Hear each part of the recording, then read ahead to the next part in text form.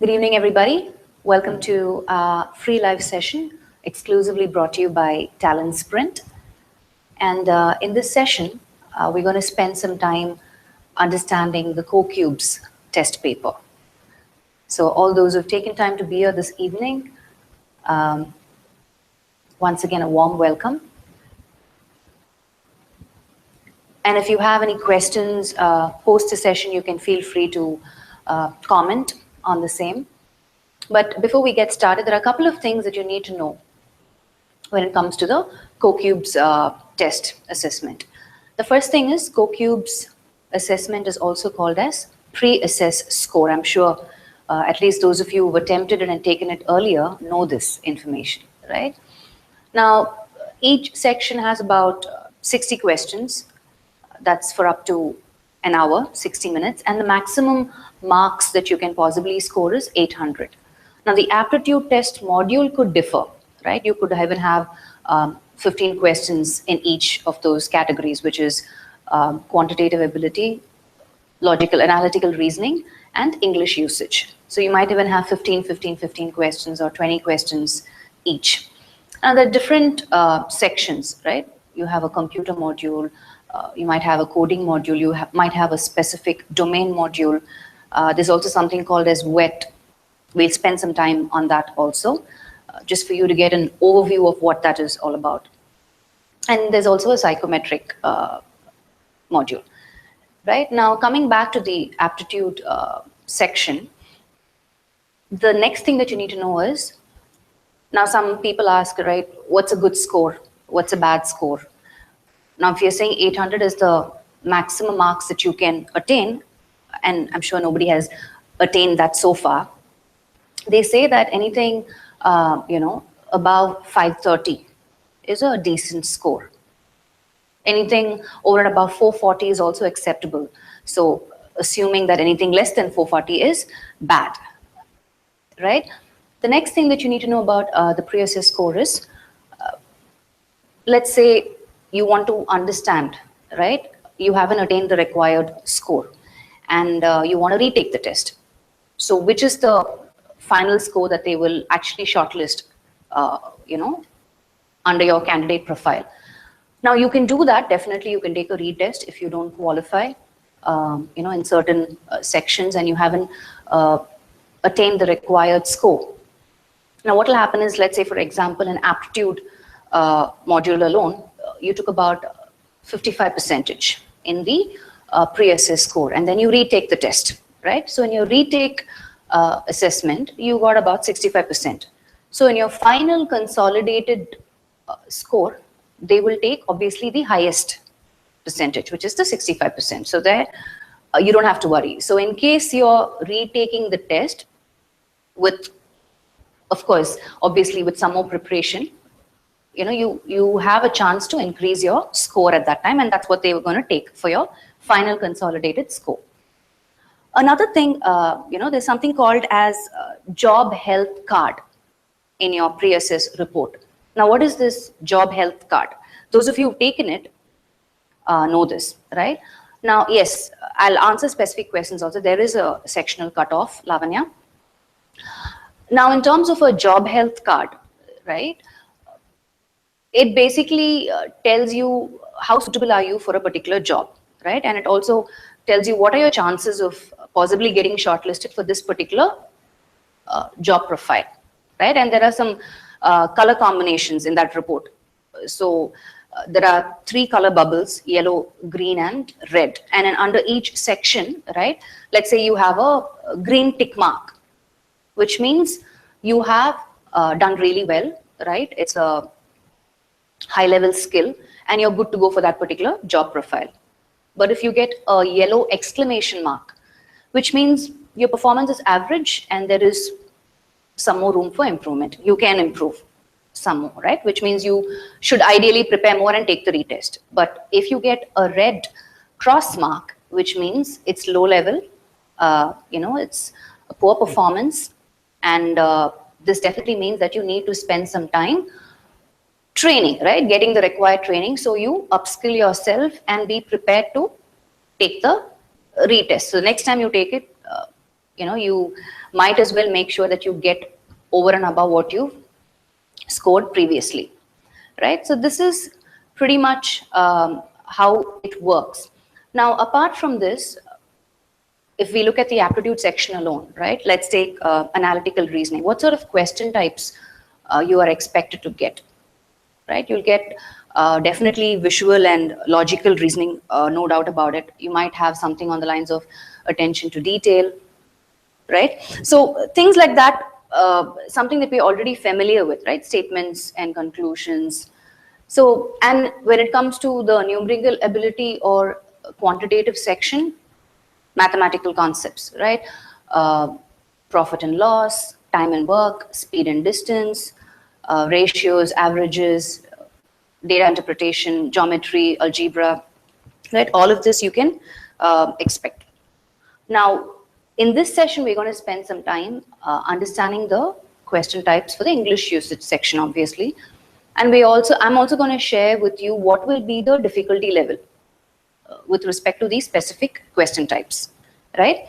Now, when it comes to the English usage section, the possible question types that you will encounter is definitely reading comprehension. Reading comprehension, the passage can be anywhere, the word count can be anywhere between 170 to 250 to 350 to 400 to even 550. It's usually a short passage with 3 questions, right? Reading comprehension, and the difficulty level is moderate to high.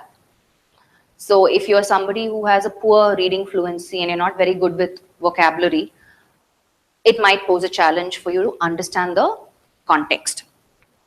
Jumbled sentences there, closed passages there. Again, the difficulty level is moderate. You will definitely have fill in the blanks, right? 2, 3, or even 4 questions on fill in the blanks. Now, fill in the blanks, if you ask me, you have to be good with grammar.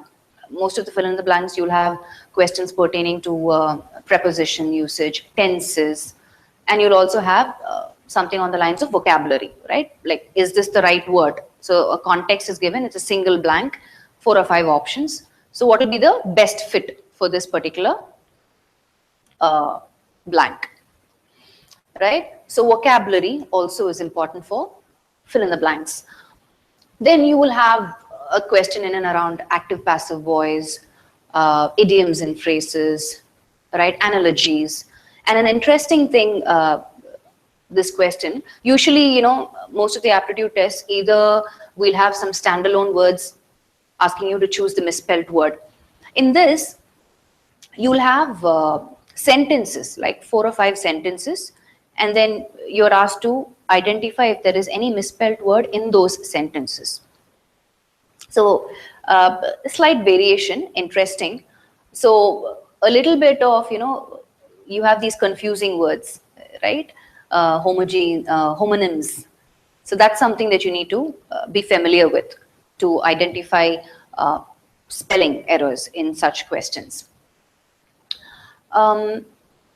And apart from this, I wanted to spend some time also on something called WET, which is the written English test.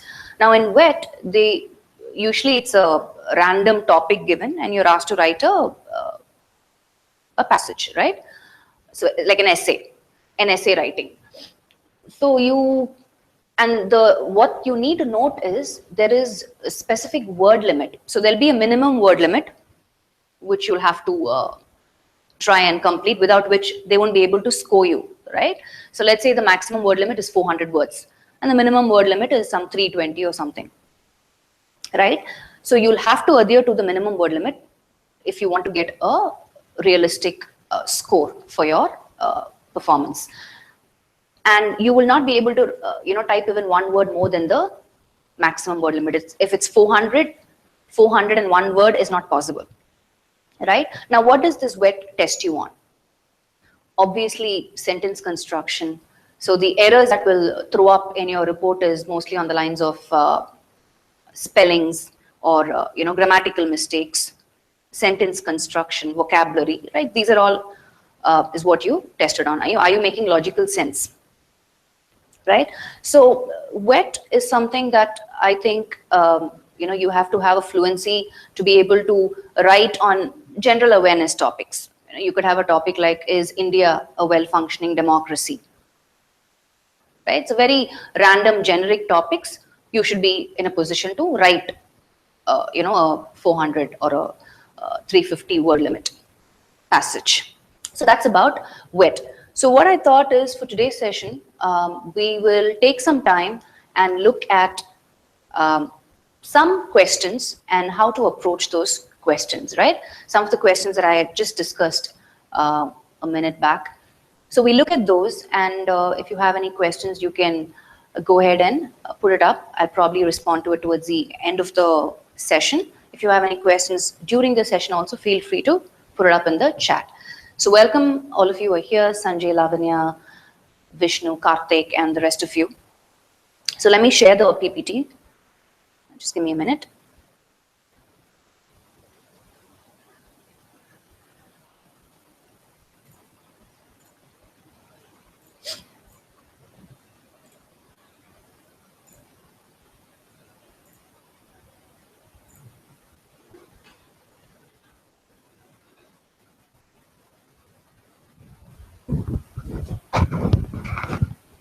Okay, so one of the first questions that we are going to take a look at is, as you look at it, it's a jumbled sentence. So let's look at, is this an easy one? Is this a moderate level? For some of you, it could be easy. For some of you, it could be slightly difficult. So either ways, we're going to look at the pattern of questions that you can possibly expect in the English usage section for Cocubes. So we have 4 sentences. Obviously, it's jumbled.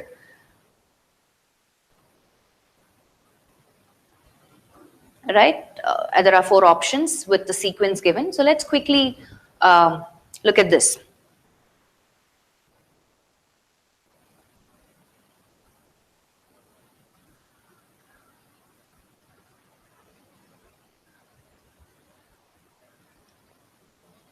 There are so many articles on the web now that the need of the hour is finding the good ones. So the idea is for us to obviously identify the topic sentence, right? What is the generic or central theme of the passage? So if you look at all the 4 contexts, we know that it's revolving around the internet. And if you look at the options also, it's easy for you to identify that 4 is the topic sentence, because all of it is here, right? 4, 4, 4, 4. So, on all the options, 4 is the topic sentence. This is number 1. And then you'll have to choose between what's the sequence. If you look at the first one, the internet is arguably the best news mog on the planet right now.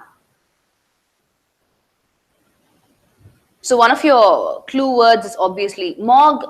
You might associate it with, you don't have to worry about that, Shivesh, because the options are already given you the topic sentence. 4 is the topic sentence and all the options. So that's your first sentence.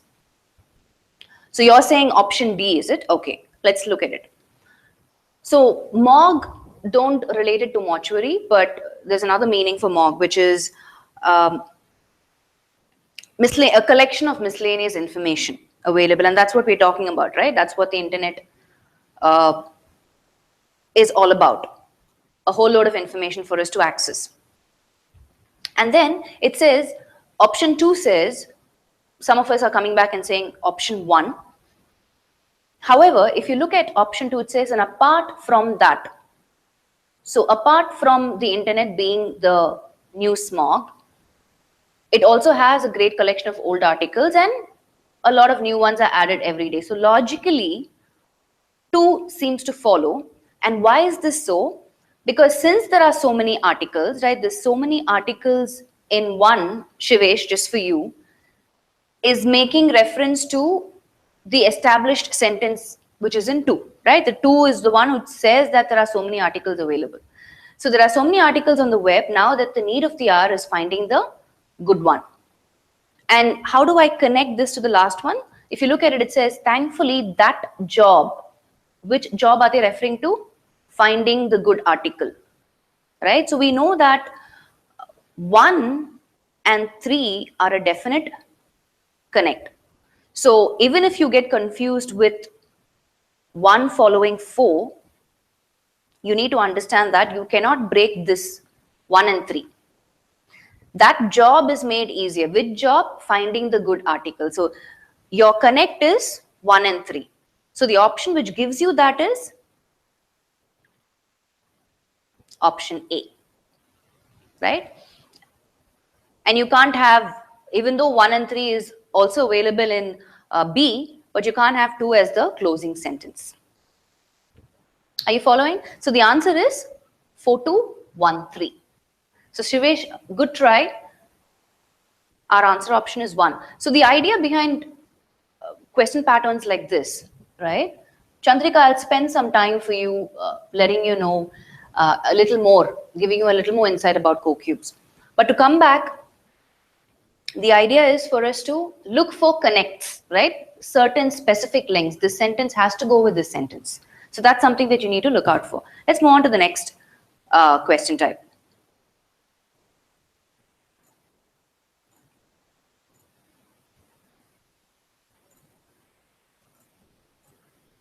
Okay, so if you look at this, this is active passive voice. Yes, Alok, you're right. The next one we have is an active passive voice. Hi, welcome Hema. Join us, we just finished one question. We're just looking at different question patterns that you can possibly expect in the test. Smoke and flames engulfed the area and made rescue operations difficult. Obviously, this is in the active voice. A quick thing that you can do, right, to save time, to quickly identify which is the passive construction. Pay attention to this conjunction and, right? So we know that conjunctions always connect two clauses, which is nothing but a clause is a complete thought. So smoke and flames engulfed the area as one clause.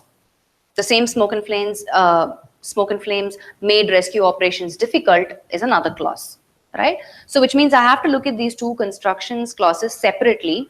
And if I have to make the change, let me just take the first one, clause number 1. So the area was engulfed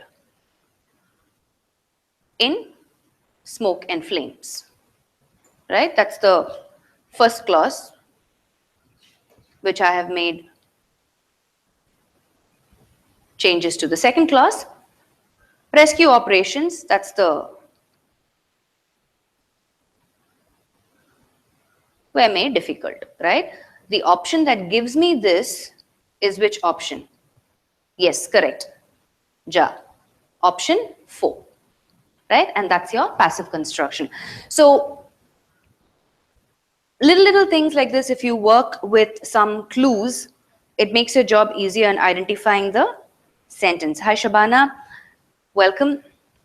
We just got started.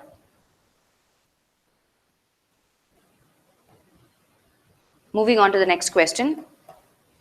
Another question that you can definitely expect is a phrase substitution question, right? Where we understand the pattern.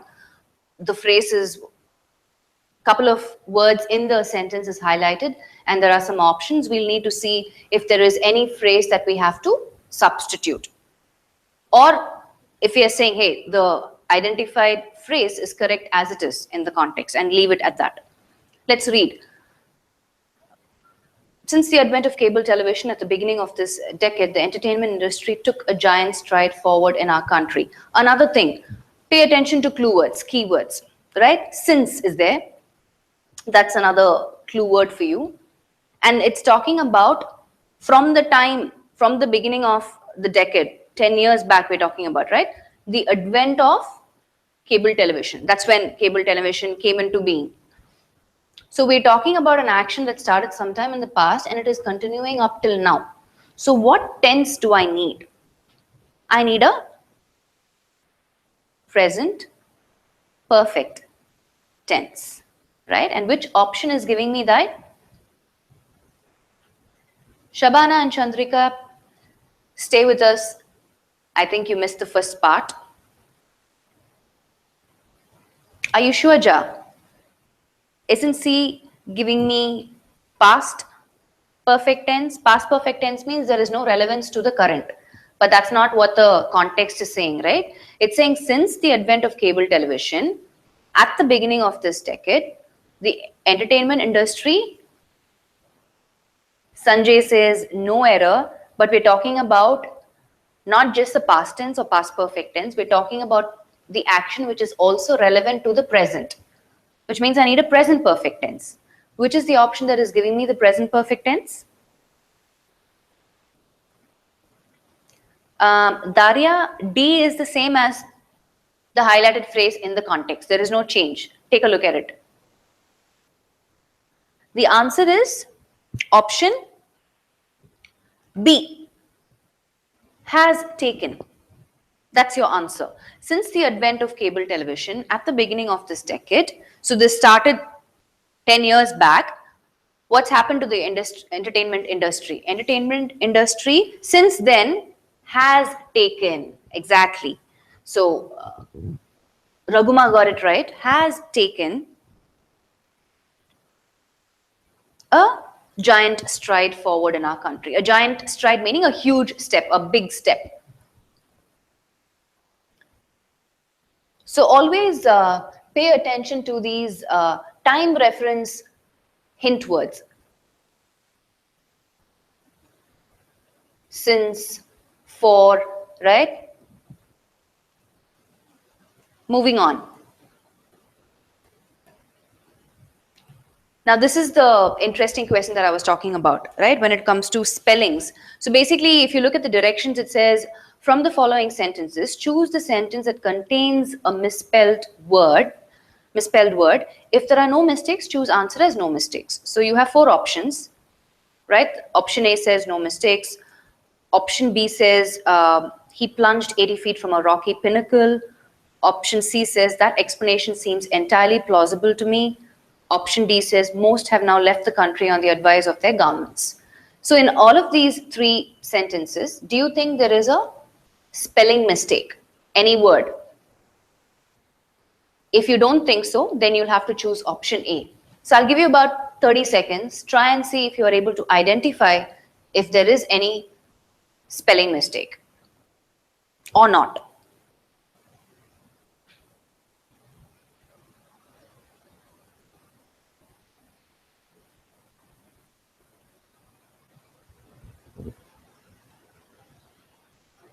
Hi, Rajashekar.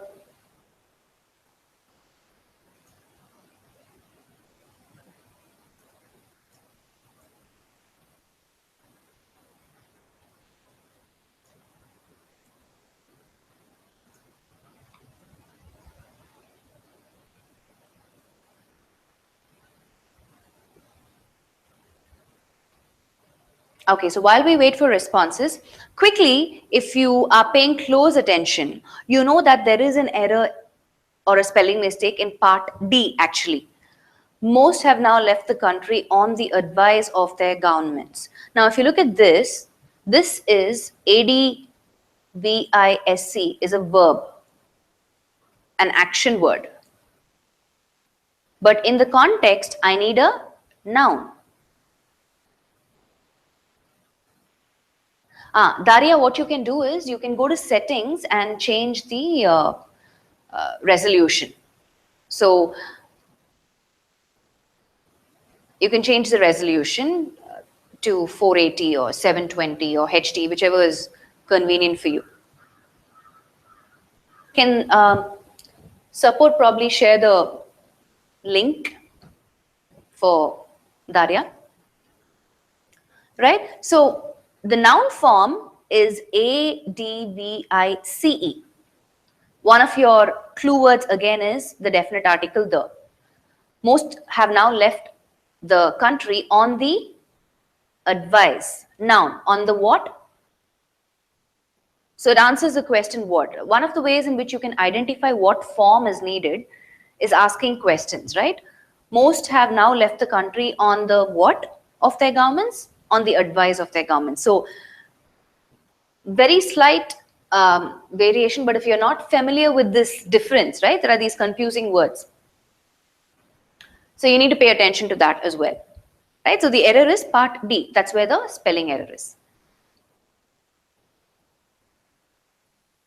Okay, great. Let's move on. This is another question type, analogies, right? Analogies. So analogies is all about understanding the relationship between the two words in the stem pair. So this is how it appears, right? Architect is to building, and then I'll have to choose from the options what is to sculptor. So your step one should be, what is the relationship between architect and building?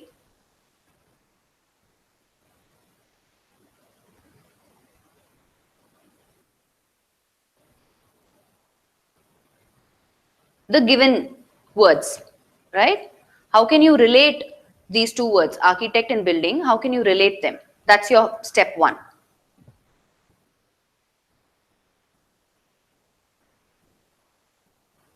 So how will you connect them? So if you have to come up with a bridge statement, right? A bridge is basically you're just connecting these two words.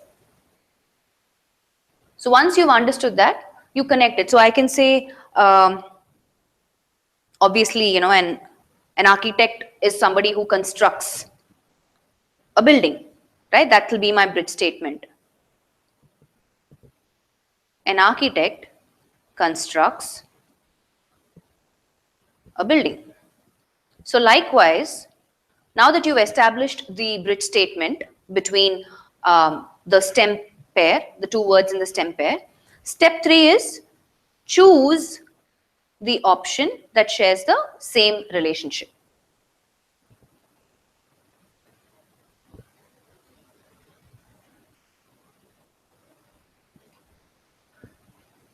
So Raghumanja says D. Any other options? Shivesh also says D. So likewise, a sculptor, what does he do? He carves a statue, right? So some of you might get confused between chisel. Chisel is the instrument that he uses, is the tool that he uses. Likewise, a stone is probably one of the raw materials needed for the construction of the building, right? Museum is an unrelated word given the context that we have. So it's important for us to follow these steps for any analogy question. Moving on. Another form, you can definitely have synonyms and antonym questions, right? You could have a synonym or you could have an antonym, and it's a standalone word. So the problem with these sort of questions, right? I just want to kind of quickly take a break here and explain to you something. Now, for synonym and antonym question types, the problem is, because there's no context to help us, it becomes slightly difficult for us to figure out the answer. So we can apply different concepts. One is we can say, okay, looking at the word, we can try and figure out using common prefixes and suffixes, try and understand what that word is. Or we can apply the concept of root words, right? Now for that, we need to be familiar with as many meanings of common prefixes and suffixes, and also knowledge on some common root words. So let's see if we can apply that, because not everybody knows the meaning of all the words, right? That's a given. So what do we do in such cases? Let's see.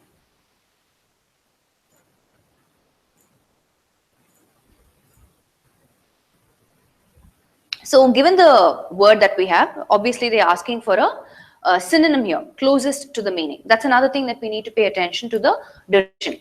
Are they asking opposite in meaning or closest to meaning, synonym or antonym? Because sometimes we're thinking something in our head. No, it happens every Fridays at 6 p.m. I'll probably give some more information on this towards the end of the class.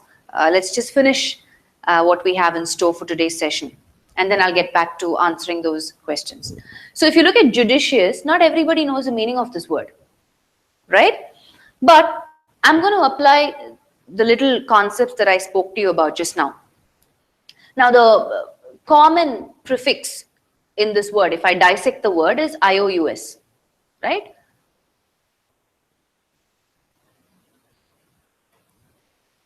IOUS. And you have OUS also. So these suffix, not prefix, suffix, IOUS, OUS means full of something, right? Delicious, ferocious, luscious, right? These are all adjectives, which means full of something, all right? And the root word JUDI or JUDIC or JUD. These root words means actually judge or lawyer. That's the meaning of these root words. Now, given these two, we have a sort of an idea, right? What we're saying is judicious either has to be a term which is saying it's full of something, right? And it's also telling us that somebody, what's the role of a judge? What does he do, right? If it's a case that he has to apply careful thought and sound judgment, right? It has to be fair and correct and right. So if we're saying that, the more closer option in terms of what we have, hardworking, legal, thoughtful, difficult, shrewd, the answer actually is thoughtful.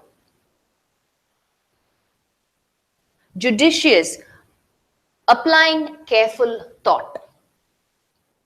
Full of, ensuring that there is some sort of a sound judgment given. Legal, it could relate to something in terms of court,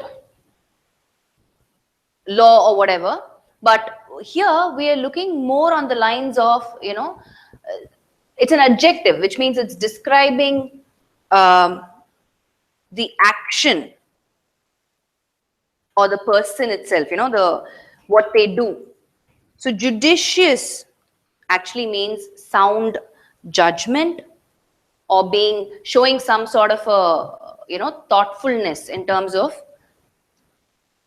So we're always looking for most effective or closest word in meaning to the word.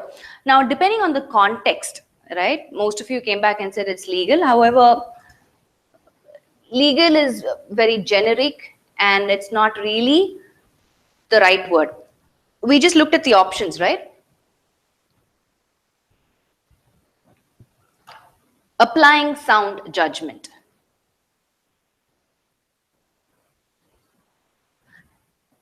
So when you're in doubt, right? If you're not too sure, it's ideal for you to skip the question and move forward.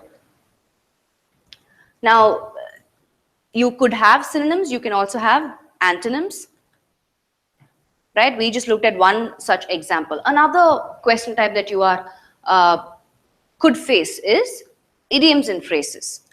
So let's look at the question in front of us. It says, a movement for the world unity is in the offing. And in the offing is what is underlined, right? And the options are likely to happen soon, at the end, on decline, in the air. What do you think is the answer? Are you even familiar with this phrase?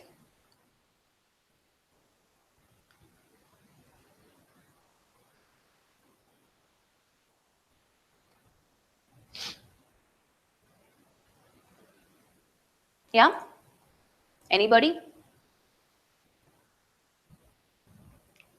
So, Azra, we have taken quite a bit of sessions on AMCAT. You can probably Google it, right? So let me give you some example sentences for this phrase, right? In the offing.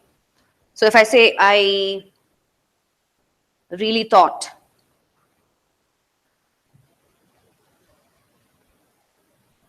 a big promotion was in the offing, right? Or if I say,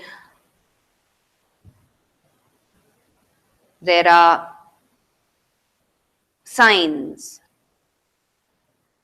that a hot new design may be in the offing. Right? So in both the contexts, hi Mohammed and Vinod, you know that it has to be likely to happen soon. Right? So it's good for you to be as familiar as many idioms as possible. Familiar with as many idioms as possible. Fill in the blanks, like I said, you could have fill in the blanks pertaining to grammar, prepositions, tenses, conjunctions, etc. Or you could have vocabulary based fill in the blanks. Right? Let's look at the context in front of us. It says our government will not dash its responsibility to curb terrorism. And then I have 4 options: palpitate, abdicate, flail, enchant. So we obviously, if I have to substitute my own word in this blank, I'll say the government is not going to give up its responsibility, right, to curb terrorism. So responsibility is a key word here. So out of these options, I don't know how many of you are familiar with any of these words. Sometimes we just have to recollect the usage of these words in context. That way it will help us. For example, enchant could be a word that you could be familiar with, right? If you're enchanted with something, which means what? You can be enchanted even by a book, or you can be enchanted by a place, right? When you say enchant, it's more like you're spellbound, right? You're captivated, utterly captivated. That's what enchant means. Is that what we need in the context? No. Flail. This word flail, yeah, okay. So yeah, like I said, some of the words you may not even be familiar with. So I'm saying, so the difficulty level when it comes to vocabulary in Cocubes is moderate to high, right? Flail, if you see somebody, let's say somebody pushed them in a river accidentally and they are trying desperately to get out of the water because they don't know to swim. So that action where they are frantically, throwing their hands up and down, that's called flailing. Or if somebody is trying to get your attention and they are, waving their hands erratically, that's flail. Abdicate. Abdicate means to give up, right? Or renounce. So that's pretty much what we need in our context. Palpitate, I'm assuming everybody knows what palpitate is. Tremble or shake or quiver, right? Excessive rapidity. That's what palpitate is. Again, not the ideal word for the given context. So our government will not abdicate its responsibility to curb terrorism. So fill in the blanks, especially if it's vocabulary based, it's moderate to high, the difficulty level, right? Which means you need to read extensively to kind of improve your vocabulary and understand words in context. But otherwise, most of the fill in the blanks, you might have 3 or 4, and most of it will revolve around grammar, right? What tense do you need to fill the blank, or what preposition is the right preposition to fill the blank?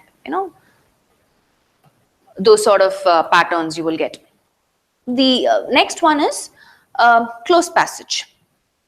Now, close passage, again, the difficulty level can range anywhere between easy to moderate, right? I wouldn't say it would be very tough. So let's give it a try. Usually, you'll have a small one with 5 blanks, right? You can also have a big passage with 10 blanks. But it's good to practice with short passages with 5 blank options. So let's take a look at it. And a couple of things that you need to keep in mind when it comes to closed passages it's always ideal to do a quick skim of the entire passage because it will help you choose associated words, right? So can we do that quickly now? Technology has changed society. There is no dash that we live in a world driven by the latest advancement in technology and devices. With the internet, social networks, and cell phones, the way people communicate has changed, dash. We would dash email, then have to have a face-to-face conversation, and instead of talking on the phone, we would prefer to text.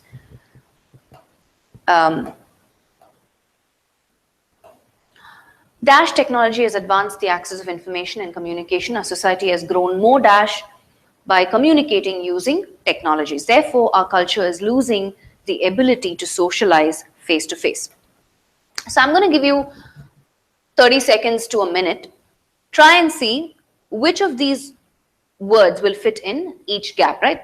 The first slide we have in front of us has 3 blanks. So the options, there are 5 options.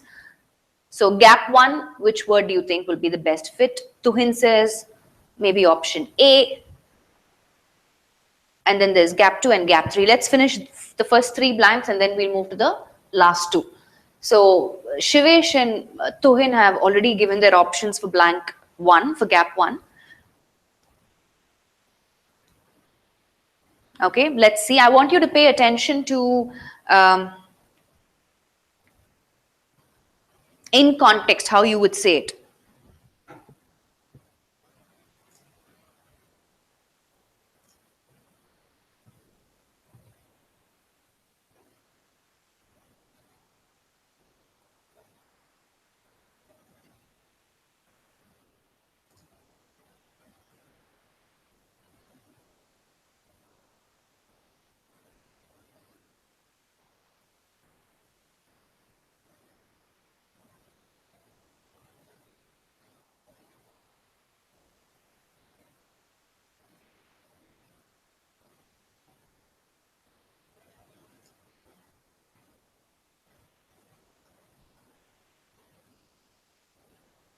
Okay, so let's quickly look at it. Okay, I have a couple of options.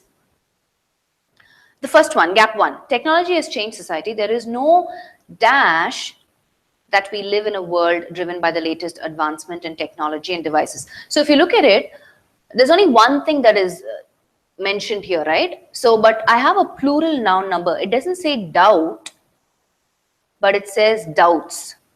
But the context has given me only one. Right? There's only one explanation, one reason.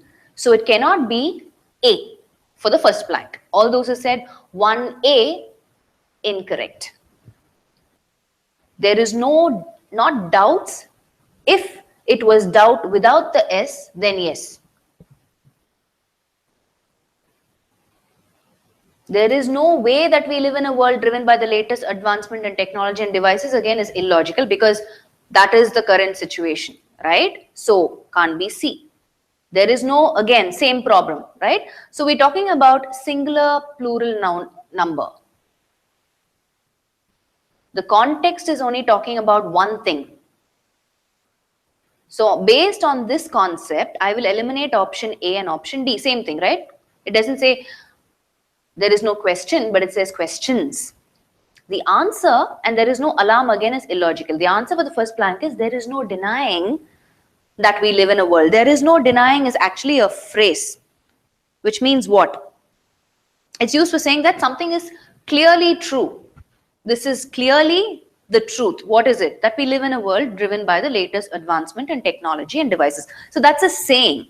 There's no denying. It's a colloquial phrase. There's no denying. And you can add, right? There is no denying that he was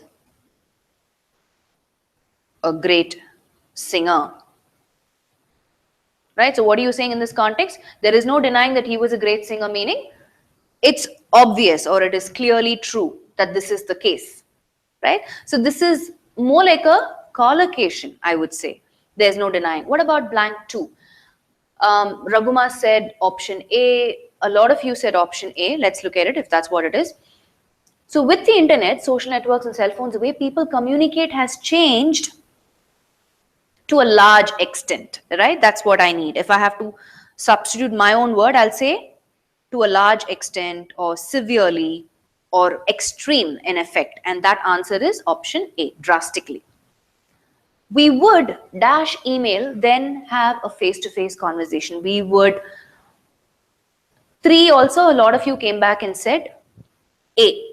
But remember, this is one of the tip I would like to share. I mean, if you were part of my, I had taken a session earlier saying 15 rules to spot errors, especially for AMCAT. So if you had seen that session, one of the rules that I shared is prefer as a verb is followed by to, right? But here I have then. And if you look at the next context itself, it says we would prefer to text, right? So here in the the third blank, you don't need prefer, but we would rather email. So that's your rather than prefer to. That's something you need to remember.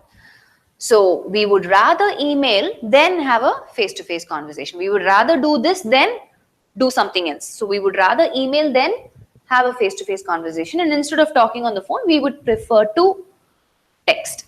Are you following? So the answer for the third blank is option E. I don't know if anybody got that right, because most of you came back and said, hey, it's option A. Exactly. No, what I would suggest, Sanjay, you need to be familiar with these concepts first, right? To identify that, yes, this is the wrong option. So the first thing that you need to ask yourself is, am I familiar with singular plural noun numbers? Am I familiar with this collocation? There's no denying. Am I familiar with prefer as a verb is followed usually by the preposition to and rather with then? Right? So you need to ask yourself, if you are familiar with all of that, yes, you will quickly eliminate the wrong answer options. If you're not familiar, then you will end up choosing the wrong answer. Right? Let's move on. Last 2 blanks left. So far, I think most of you got only 1 correct, which is the second blank. Hopefully, let's hope that you get the next 2 blanks correct. 4th and 5th one. Reading. Dash technology has advanced the access of information and communication. Our society has grown more dash by communicating using technologies. Therefore, our culture is losing the ability to socialize face to face. So in the remaining context, what you need to pay attention to is the negative phrase, which is what? Culture is losing the ability to socialize face to face. Right? Culture is losing the ability to socialize face to face. So what does that mean? I need to kind of look at the context and then choose the right words.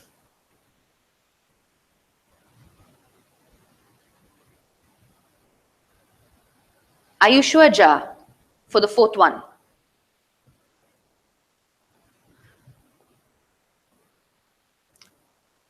Pay attention to what is happening. See, the first one is saying technology has advanced the access of information and communication. This is a positive context, right? And then it says our society has grown more dash by communicating using tech. So what has been the side effect of everybody relying on technology and losing, we just saw earlier, right? Instead of having a face-to-face conversation, we are emailing. Instead of talking over the phone, we are texting. So what's happening to our, personal touch?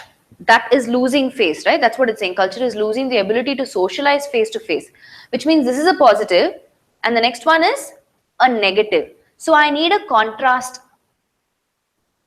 clue. Yes, Sanjay, you are correct. It is although.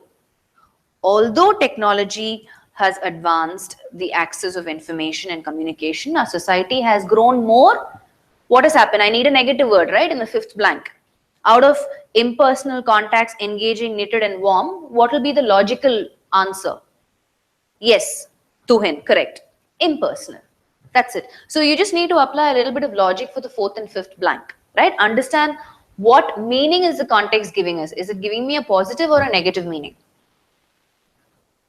And then accordingly you decide. Right? So Although technology has advanced the access of information and communication, our society has grown more impersonal by communicating using technologies. And what is the clue phrase? Culture is losing the ability to socialize face to face. I need a negative word in the fifth blank, and I need a contrast word in the fourth blank. Are you following?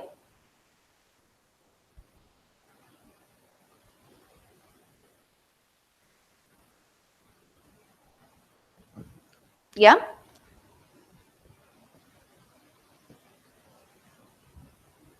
So any questions on the closed passage as such before we move forward?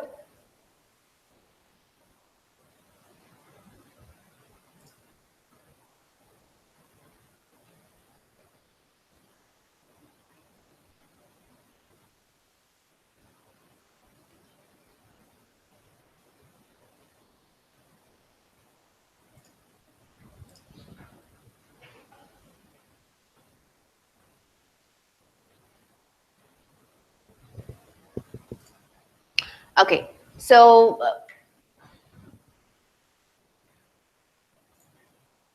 let me just stop right here.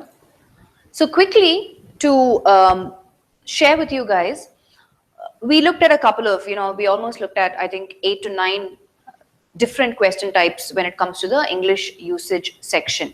Now, some of you were not very familiar with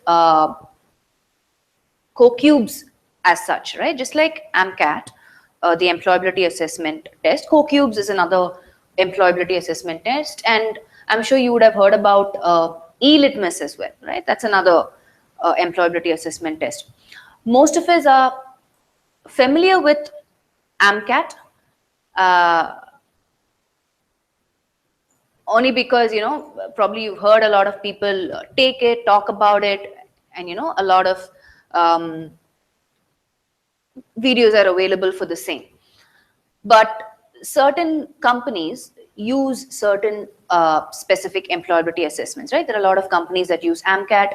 There are a lot of companies in the IT sector which also use Cocubes. And there are some companies which use e-litmus. E-litmus is, I would say, a higher order skill, right? The difficulty level is a slightly higher, depending on that particular domain and industry. So depending on what the industry is or what the domain is for that specific company, they're going to use specific assessments. So just to give you an example, Capgemini or HCL could use Cocubes, right? Companies like that.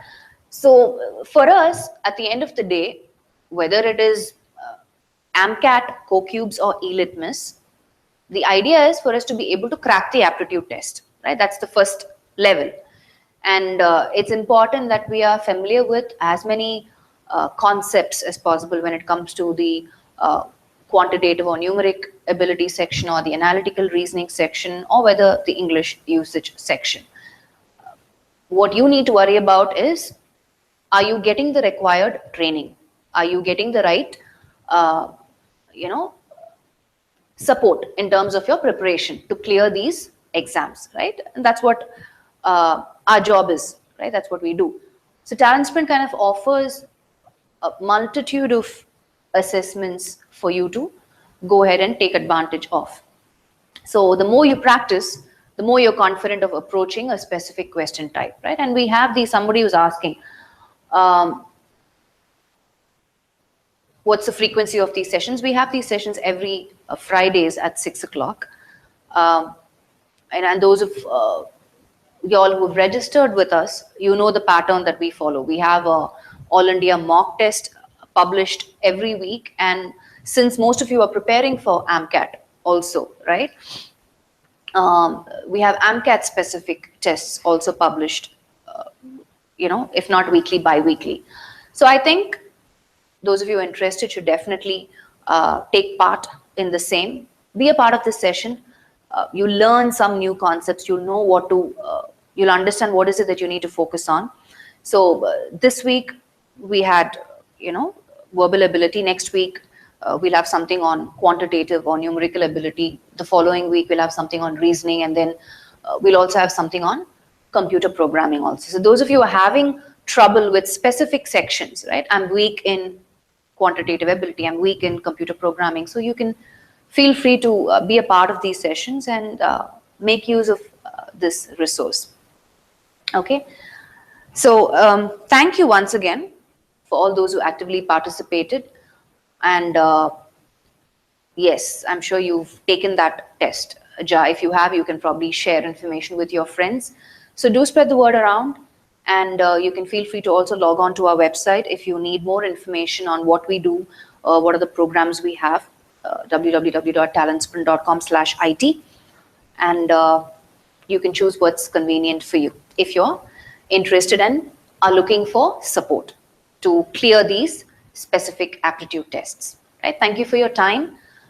We will see you guys next Friday at 6 o'clock again with another interesting topic on a different section. Have a nice rest of the evening and take care.